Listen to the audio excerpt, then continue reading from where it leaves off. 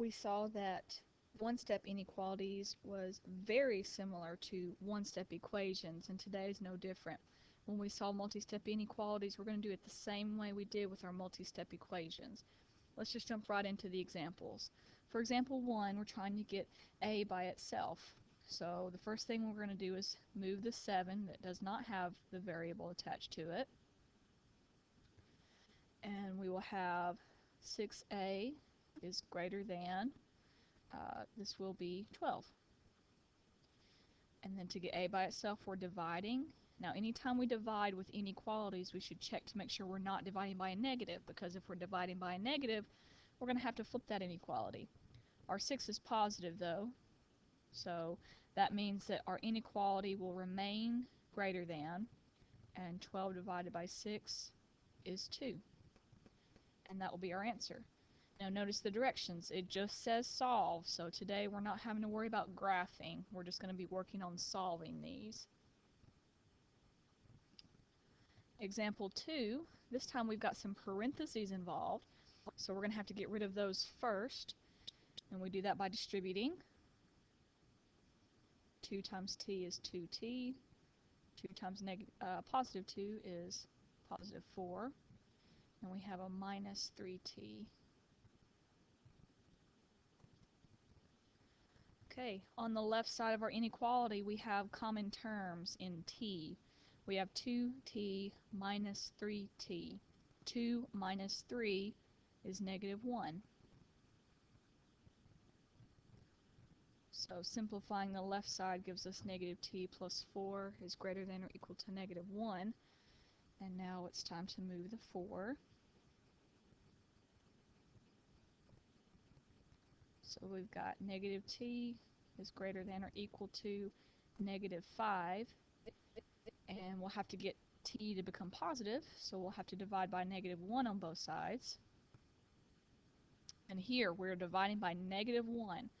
So that means that our inequality is going to change from greater than into less than.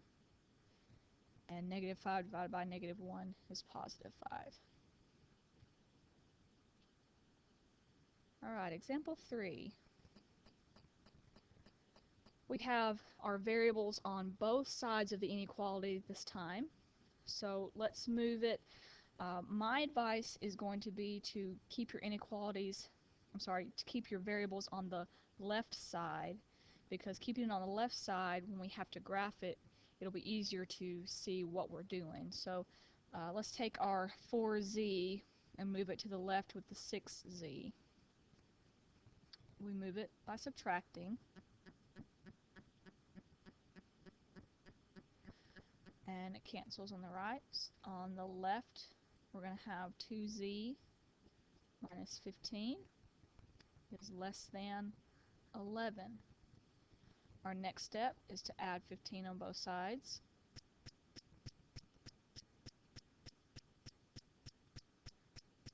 And we've got 2z is less than 26. We have to divide here.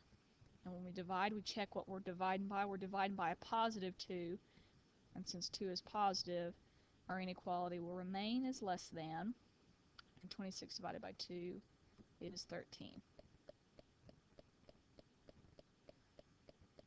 Example 4. This will be our last example for the day.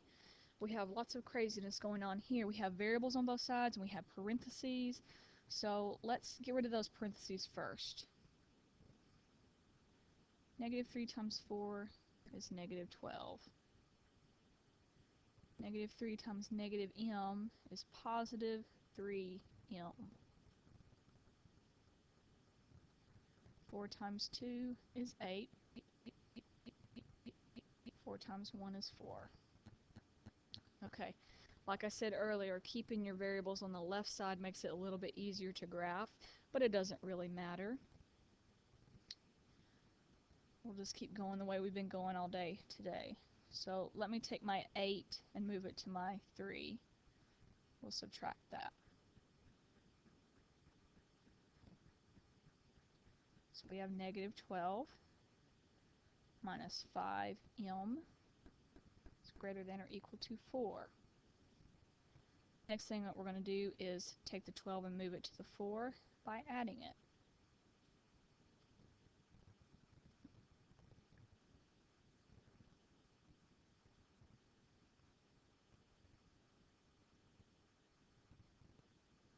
So we have negative 5m is greater than or equal to 16.